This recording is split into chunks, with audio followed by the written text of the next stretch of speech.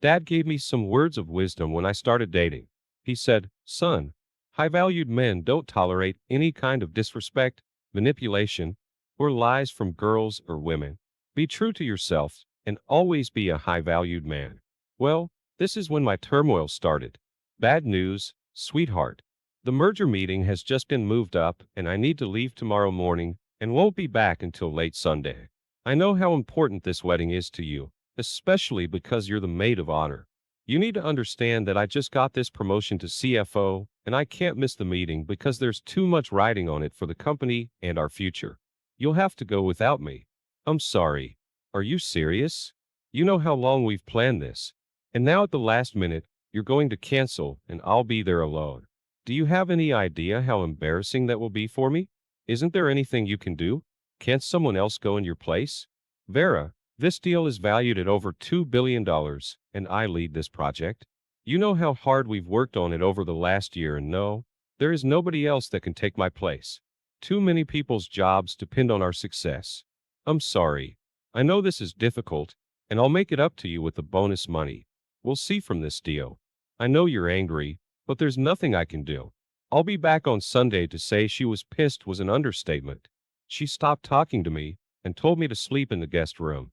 No intimacy or sex before my trip. That wasn't normal.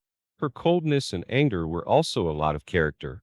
I tried to understand, but was unable to alleviate her anger. So I packed for my trip and slept in the guest room that night. I knew the wedding was important to her because of all the struggles her lifelong friend, Carol, had gone through. Her ex-husband cheated on her during her life, threatening illness, and abandoned her because he couldn't watch her slow death. He took the coward's way out. It devastated Carol and didn't help her situation. But after a miraculous recovery, Carol filed for divorce due to abandonment and lived with depression for the next 5 years. All her friends and family were there for her and tried to cheer her up to no avail. Then one day she met a guy at the grocery store and her world flourished and she became her old self. Once again, her friends and family's prayers were answered and everyone wanted to celebrate the joyous occasion. Brandon, her fiancé, loved her deeply and planned this fantastic wedding. Vera was her best friend and the maid of honor. She was there for her friend the entire time. I knew this was important to Vera and I hated having to cancel, but there was nothing I could do. I knew that I would have to make it up to her and somehow deal with her anger. Before leaving on my trip the next morning, I tried to give Vera a kiss goodbye, but the door to our bedroom was locked and she wasn't about to open it for me. I told her I loved her and would call her when I landed in Germany. Without any reply, I sadly walked to the waiting limo that drove me to the airport. I felt terrible and unhappy about her actions and not understanding my situation. After 19 years of marriage, I would have expected more tolerance and caring. I called her before the flight, but her cell phone went right to voicemail. I left her a message apologizing once again, hoping for a reply. I sent another text before takeoff and another when I landed 10 hours later. Still no reply, no voicemails, no texts. I knew she was pissed and that I would have a great deal of apologizing to get back in her good graces. With no other choice, I called our twin girls at college and told them about my trip and how my work plans had changed, that their mom was angry with me and not returning my calls. I asked them not to say anything and just to check in on her to make sure she was okay, that I was worried about her, and that I would feel much better if they could let me know she was okay. They understood and told me they loved me. They've always been daddy's girls and I love them dearly. Germany. When I got to the hotel, I called my CEO to get an update and to my horror, the meeting had just been canceled because the CEO of the other company had a death in his family and would have to reschedule. I immediately called the airlines and got a direct flight into Chicago O'Hare, which was only 30 minutes from the reception. Since the wedding reception started at 7 p.m., I figured I could get there by 9 p.m. and be a good husband. I was sure that would make her happy. After getting the rental car, the GPS gave me directions to the reception hall. It was a little after 9 when I entered the reception and the celebration was in full swing. The music was loud. Everyone was dancing and the liquor was freely flowing. There were lots of drunk people partying and enjoying the celebration. It was indeed a happy occasion and I was happy. I could attend and anxious to be with my wife. There were over 200 people at the reception and I couldn't see Vera. When I came in, I walked over to the open bar and ordered a double bourbon, stepped to the side, and scanned the crowd for my wife. I reflected on her past and how we got here. Vera was 5 years older than me and recently divorced. When we met, her ex-husband, Dr. Darrell Darlington, was a medical resident at Mercy Hospital. When they were divorced, Dr. Darlington, as he liked to be called, was caught cheating with one of the nurses at the hospital. When Vera found out, she kicked him out, devastated by his betrayal. She wanted children and a happy life, but the asshole destroyed her dreams. She divorced him and was depressed and penniless after the divorce because residents don't earn much money and the divorce simply split their holdings. She turned to waitressing and was barely making ends meet. Because of this episode in her life, she knew firsthand how Carol felt. When I met Vera, it was love at first sight. I fell head over heels for this lady. She may have been broken and depressed, but I knew she was a diamond in the rough. I saw her obvious beauty, but fell in love with her heart and her caring personality. I saved her from herself, turned her life around, and gave her 19 beautiful years filled with the love of our twin girls. Vera loved my no-nonsense attitude when it came to relationships. We constantly discussed loyalty and commitment, and this made her feel safe and secure. I made it clear that I was a loyal partner and would never put up with cheating in any way, and praised her for dumping her cheating husband, no matter how difficult it was. I explained that many people would put up with it to save a marriage, or to remain secure financially, and was proud of her strength to move on. That was the foundation of our marriage: trust, loyalty, and commitment. Until this damn wedding, I was living a wonderful life, completely fulfilled and in love. Vera looked great for 44, but I was 5 years younger and in great shape. In fact, at 39, I was in the prime of my life due to my constant gym workouts and 5K runs. I was at peak performance. She had a fantastic body, and we were excellent in the SEC. There was no issue with our age difference, and we had rarely discussed it over the years. We had raised two incredible twin girls, Katie and Carrie, who were now in college, 4 hours from home. They were happy and experiencing college life while getting ready for their future. We had a great family and a stable marriage. At least, that was my belief until I saw my wife sitting alone with Dr. Darlington, her ex-husband. I knew Darrell was a friend of Carol, the bride, but I didn't expect him to be at the wedding, let alone being here single without his wife. Tired from the travel and curious at what I was seeing, I stood there and watched them sitting alone. I was shocked at how very friendly they were considering their history. I decided to watch for a few minutes to see exactly what they were doing. It didn't take long for my world to deteriorate. I was about to approach them and break up their love fest, but before I could make my move, she stood up, took his hand, and led him onto the dance floor. She looked terrific in that tight, fitting ivory gown, and my heart went out to her, praying for this to be nothing more than a dance. Her forwardness shocked me as they danced to several slow songs. I nursed my drink and waited to see what happened next. I could tell that Vera had been drinking from the way she was flirting, which wasn't uncommon after several drinks. She always got horny and flirty with me, which was normal. What was not expected was her kissing another man who wasn't me and doing it openly in front of her friends. Everyone knew she was married to me, and that pissed me off even more. I felt humiliated and angry as I watched my wife give her love away, still frozen in shock. My blood was now boiling as I watched him openly grabbing her ass and kissing her as she responded in kind. My anger grew, and as I was about to approach them and break it up, when they walked back to the table and sat off to the side, they started making out like a honeymoon couple, and I could clearly see his hands on her breasts and her hand under the table. Just before I was about to confront him, I realized that my marriage was over. I remembered my father's words: high-value men don't tolerate disrespect. And I decided to act, but not in a violent way. I could have made a scene, disrupted the perfect wedding ceremony, stopped them, and prevented it from going further. But why? I thought if she wants him, she can have him. She is no longer mine. With a strange calm, I took out my phone, zoomed in, and took several close-up photos, a short video, and then sent her a text message. Well, I text, great news, honey. The meeting was postponed and I'm back. But it looks like you're in good hands tonight. I'll be heading back home, and I assume you'll be spending the night with Dr. Darlington. Now I understand why you haven't answered my calls or returned my text messages. Well, Have fun and enjoy the depth of our marriage.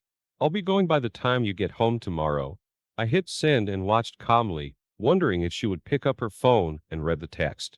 As I watched, I could see her phone light up with the notification of an incoming message. She saw it light up on the table and picked up the phone. She then started hitting some buttons, obviously looking for the message. Vera seemed to have sobered up quickly, as I saw the expression on her face become serious. As soon as I saw her reaction, I headed out of the reception to my car. Vera must have panicked and saw me leaving, but I made it outside before she could reach me. As I opened my car door, I heard her scream, "Sweetheart, please wait." With a cold stare, I just shook my head, got in my car, and left the parking lot before she could reach me. My phone immediately started to ring, but I was in no condition to answer it, much less speak to her.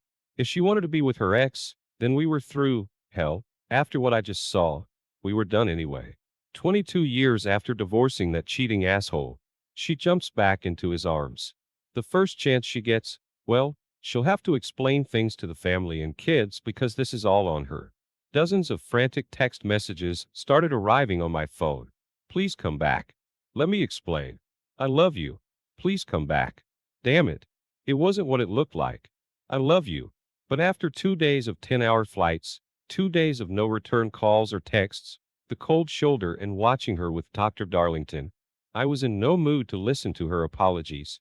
In fact, I was as angry as I had ever been and wanted nothing to do with her or her bullshit.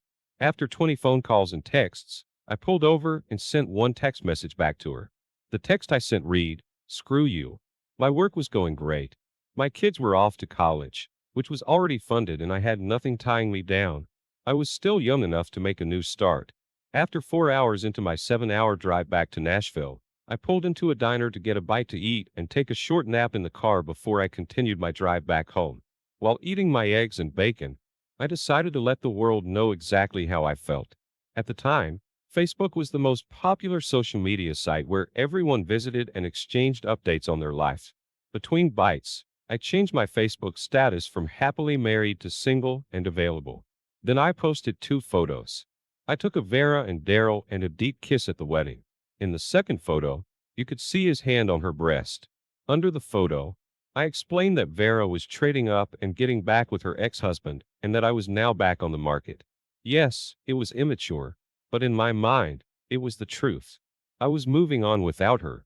The funny thing is that Daryl, her ex, was almost 50 years old, balding, overweight, and without trying to sound conceited, not an upgrade by any sense of the word. What the hell was she thinking?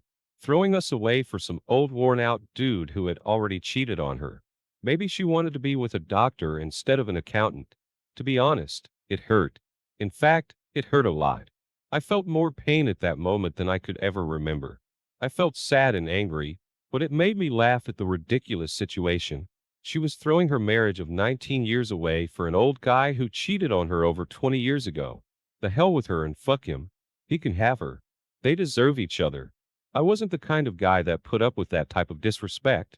I'm sure there are lots of guys that would say it was only a kiss and some touching, and that there is no reason to leave her. Sorry, but in my world, either my woman is committed to me, or she is free to be with someone else. We all have to live with our choices. After the late breakfast and a 2-hour nap in the car, I got back on the road, pulling into my driveway at 7 a.m. When I turned on my phone, it started dinging with dozens of notifications. So many came in that I didn't think they were ever going to stop. There had to be over 100 messages from her parents, sister, and friends. Within 5 minutes of turning on the phone, it started ringing, and I noticed it was Vera. I wondered if she got any sleep last night, or if she spent it with the doctor. No matter, I ignored her calls because I was past all that now, and only focused on getting what I needed out of the house and moving on. I got along well with her family, and when they called me that morning, I took their call and explained what had happened to her dad. James, I had no idea that she was unhappy with our marriage, but cheating was the death blow to our happy life. I couldn't put up with the disrespect she displayed in front of the people we know. No, it was obvious that she still has feelings for the asshole, and now she can be with him. I intend to find a woman who will appreciate what I offer and stay faithful. James, I have no other choice. I'll be moving out today and putting the house up for sale immediately. I'll be contacting an attorney tomorrow morning to file for divorce. She can live here until the house sells, and I will treat her fairly in the divorce. Call me old-fashioned, but I will not live with a woman who wants to be with someone else. She's made her choice, but I don't believe she chose wisely this time. James drove over an hour later and begged me to wait and talk to her before going nuclear. After asking me to give her a chance to explain, I told him to look at that photo again and see how they were fondling each other openly at the wedding. There was no way I would put up with that. Doing it with her ex was just another slap in my face. Her dad was disappointed in her actions and my decision to act swiftly and decisively. When I entered our home, I felt myself tear up, realizing that our happy home was no longer a home, but the shell of our marriage. We spent the last 5 years turning our home into our perfect abode. At that time, the mortgage rates were under 2.99%, and our home had doubled in value. Being the accountant, I decided to refinance the home at total value and pulled almost $500,000 of equity out of the house. I immediately set up a $200,000 trust fund for each girl's college and a little extra to give them a good start in life. We took the other $100,000 and upgraded the house, making it a showcase we immensely enjoyed and were proud of. The lower interest rate made the monthly payment only $1,700 per month higher than before we took out the equity. It was a no-brainer, and Vera returned to work as a receptionist to make up the extra monthly payment. I had a good salary, nothing crazy, but as the newly promoted CFO, I would get stock options the following year, which would become our retirement fund. Vera was never involved or interested in our finances as long as she got what she wanted, trusted my financial knowledge, and lived a comfortable life. I tried to explain the stock options several times, but I could see her eyes glaze over and never fully understood. Since it didn't matter, I just chucked to myself at her lack of interest. No big deal. I was happy for our future. This merger, which coincided with the end of my marriage, would give me a bonus in stock options in the 40,000 share range, if successful. Of course, I would have to wait some years to execute the options, but the expectation that the stock would reach $100 per share made me confident about the future. Since the merger was on hold, the options would not become part of the divorce settlements. I was going to file for irreconcilable differences and just split our assets that equated to about $50,000 in our savings account. We would split the sale of the house, but being fully leveraged meant that there would be little to split. At 44, Vera would walk away with her car and $25,000. She would have lived a loving life with a secure future. If she remained faithful, her world was about to be rocked because my anger and humiliation overrode any loving feelings and memories that were buried deep in my soul. All I wanted now was revenge, and for her to realize what she threw away. After packing up my truck, I sat at the kitchen table and enjoyed my last cup of coffee in the home we had made together. I was sad and angry as I placed the empty cup into the sink. I left a short note on the table, telling her not to call me, and we would talk once the divorce papers were ready. I didn't bother signing the note and just placed my wedding ring on the papers before I left for the last time. I opened my laptop and split our funds and canceled our joint credit card. After paying off the balance starting today, she was on her own. If she fought the divorce, she could pay all the bills herself. There was no way she could afford the mortgage and utilities. The house would be in demand and sell quickly at the right price. If she didn't fight the divorce, we could quickly end this sham of a marriage and she could go back to her beloved Daryl. I drove away from my former sanctuary into a dark, unknown new world. I heard later from my friends at the wedding that after I left, Vera was a wreck. They couldn't get her to stop crying until she finally passed out from all the drinks and exhaustion from the uncontrollable sobbing. Her girlfriends felt horrible and were concerned for Vera. They called me several times, leaving voicemails and text messages for me to return. To prevent her from ruining the wedding reception, the girls brought her back to her hotel room, put her to bed, and checked up on her several times that night. When she woke up early and remembered what had happened, she tried calling me repeatedly, begging me to forgive her and to please call. After witnessing, I wanted nothing to do with her and never answered any of her calls or messages. In the meantime, I moved into the company's condo, which is used for out-of-town clients with nobody scheduled to use the condo. I called my CEO, and he was okay with me staying there. After I told him the story, my CEO, Carl, is a good friend and had been through something similar many years ago. He suggested that I defer this year's options to accumulate them at a later date. The next day, I went into my office on the 16th floor. There was no way Vera would make it through security. If she showed up to see me at work, and I gave strict instructions to security to escort her out of the building. If she showed up, they were good at their job. And when she did show up on Monday, she got the message that there would not be any interaction at work.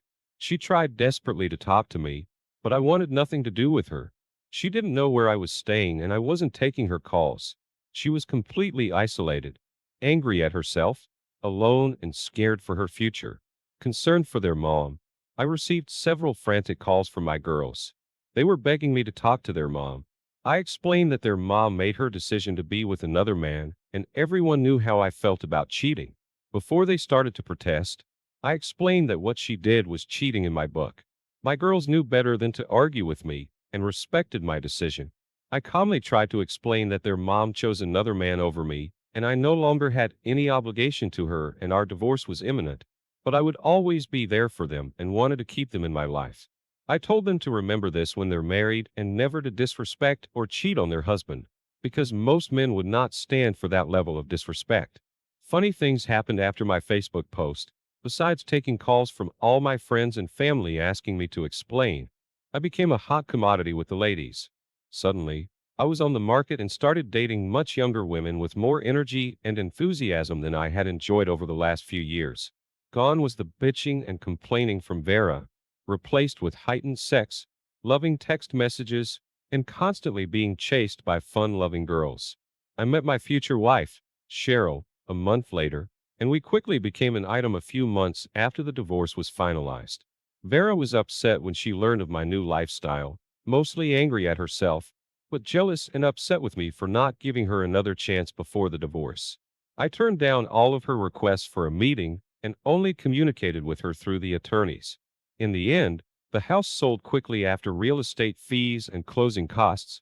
There was less than $1,000 in equity, which I instructed to be given to Vera. The attorneys fought hard for my options, but the court ruled that they could not attach possible future earnings and use my average income to come up with a settlement.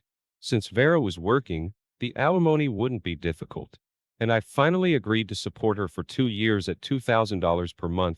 Not a windfall, but enough for Vera to survive on until she got back on her feet or found another sucker to marry her, which wasn't going to be me.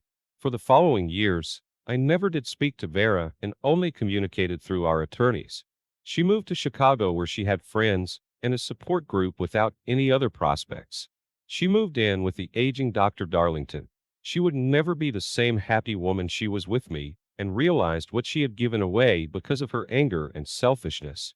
It wasn't like she didn't know how I would react, but she made a bad decision. She never had sex with him that night, but she knew me and still made the wrong decision and acted like a single woman on the prowl. We did meet up at our girls' graduation 3 years later. Vera had tears when she met my 28-year-old pregnant wife, Cheryl, and our 1-year-old little girl, Jolene. Vera was now pushing 47, and the years had not been kind to her. She was accompanied by Dr. Darlington, who wisely kept his distance. Later that afternoon, Vera finally got me alone. "Hey, you never gave me the chance to apologize. I should have known better. A day hasn't gone by when I think back to my stupid actions that weekend. We had it all, and I gave it all up for nothing. You were the perfect husband, and I missed a wonderful life. We shared Vera, that's in the past, and I forgive you. Yes.